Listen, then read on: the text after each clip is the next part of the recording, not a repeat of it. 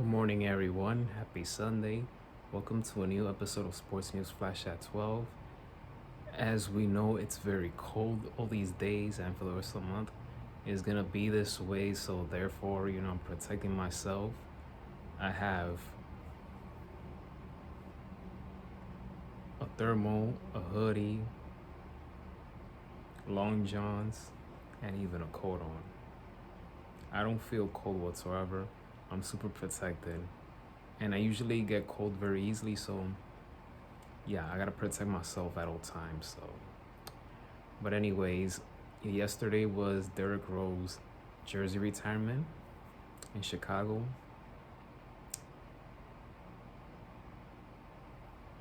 It's very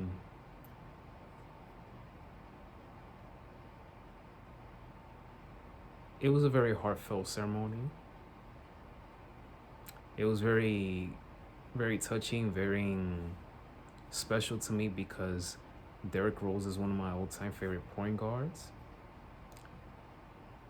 I'm grateful that I got to see Derrick Rose from the beginning all the way to the end.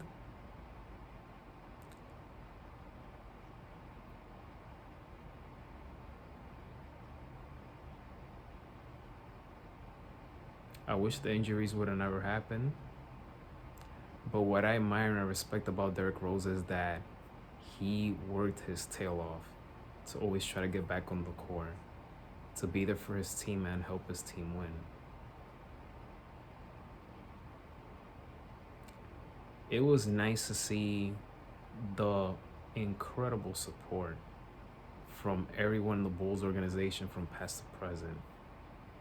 It was so nice to see great speeches and familiar faces. And there's so many names I'm going to mention there. BJ Armstrong, John Paxson, Tom Thibodeau, Taj Gibson, Joakim Noah, Luan Deng, Kirk Heinrich, Kyle Korver,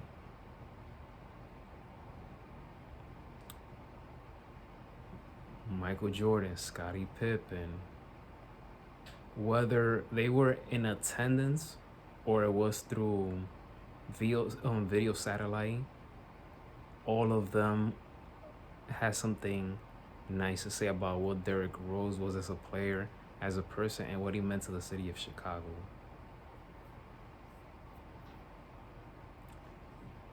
The relationship that he has with his mother is,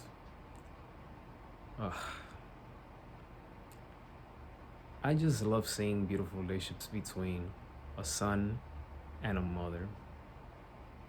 I will say it's beautiful to see a relationship between a parent and a kid, no matter what. But I always knew, especially when he won the NBA MVP, which was the 2010-2011 season, when he gave that speech during his MVP speech to his mom, I knew right there and then how close, tight-knit they were. And the fact that you see that same love that they have for each other to this day, how affectionate, how much the respect and admiration is there, that's a beauty to watch. And I love the relationship that I see that he has with his brothers as well. So this ceremony was one of my favorite jersey retirement ceremonies that I've seen in NBA history. One of my favorites, by one of my favorite point guards of all time. I wish he can cut his hair because I feel that he looks so much better when he has a little haircut, like the old days. And also the shades. I mean, me personally, I cringe when I see people with shades when they're indoors and it's when it's nighttime. But other than that, great speech, very heartfelt. So many people were in attendance, so many familiar faces. So I really enjoyed watching that speech by Derrick Rose. So congratulations to him. He is a Chicago man born and raised, he bleeds Chicago. The fact that he was born and raised in Chicago, played for the city of Chicago, had his best years in Chicago, that's a dream come true. In other topics that's been happening this week, and that's the soap opera drama between Jeannie Buss and LeBron. And I'm just gonna say this. Both of them, they've been more a liability than an asset to the Lakers organization.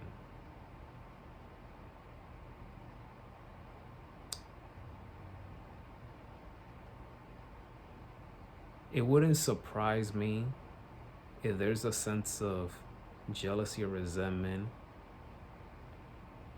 from Jeannie, in the sense that not in the sense that maybe she wants more credit for helping the Lakers, bring back a championship in 2020. I'm just saying, like, it wouldn't surprise me. I'm not saying that she feels that way, but I'm saying it wouldn't surprise me if she feels like she's not getting any credit for the success that they had that year, which came in the bubble, and more credit went to LeBron.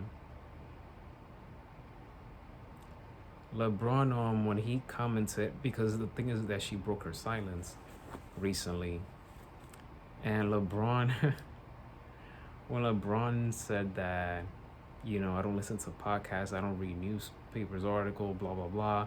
I'm 41 years old. I watch golf every day. I don't know about the golf part, but the fact that he doesn't listen to podcasts and stuff, that's a lie. Completely a lie.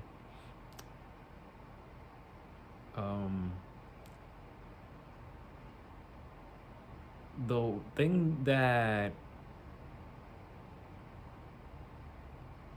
I said to myself, like, wow, I can't believe the Lakers allow this, is when they drafted Bronny James in the second round pick. I'm not against about the whole father and son playing together.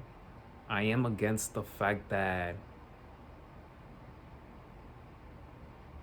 there was nepotism involved.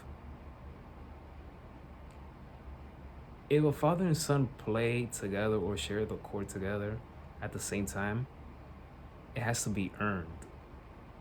Ken Griffey Jr. and Sr., when they homered playing for the same team, the Mariners, they both earned making it to the pros. It wasn't forced, it was earned. So when I saw the Lakers doing that, that was the beginning where I said to myself, I could say, I officially say, Jerry Buss kids, they ran this organization down to the ground. It just hasn't been the same since Jerry Buss. It just hasn't. And it has just been soap opera drama these last couple of seasons in Tinseltown.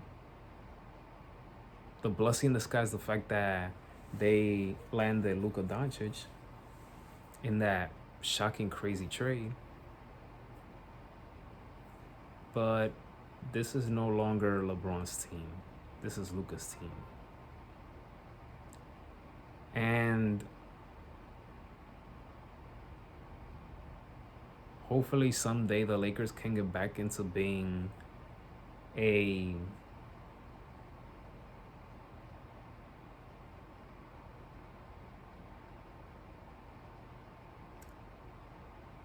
hopefully they can get back into a serious organization again, because let's be honest, nowadays they're not being taken as serious. And it all started with Jerry Buss kids and LeBron himself. So there's that.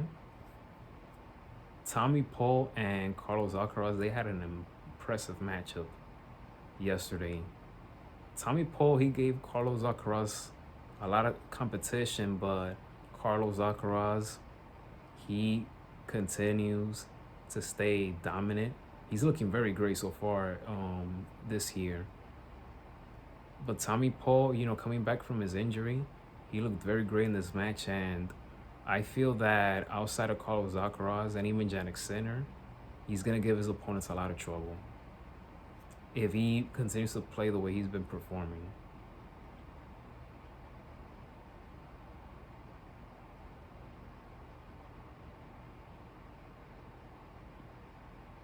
Today is the AFC and NFC Championship game. I'm really disappointed in the Buffalo Bills. I wanted them. If there was any opponent that I feel like it was right for this AFC title game against the Patriots, it would have been the Buffalo Bills. But they disappointed me. They're in Cancun right now, so whatever. And they fired Coach Sean McDermott. So we wonder what's next for them.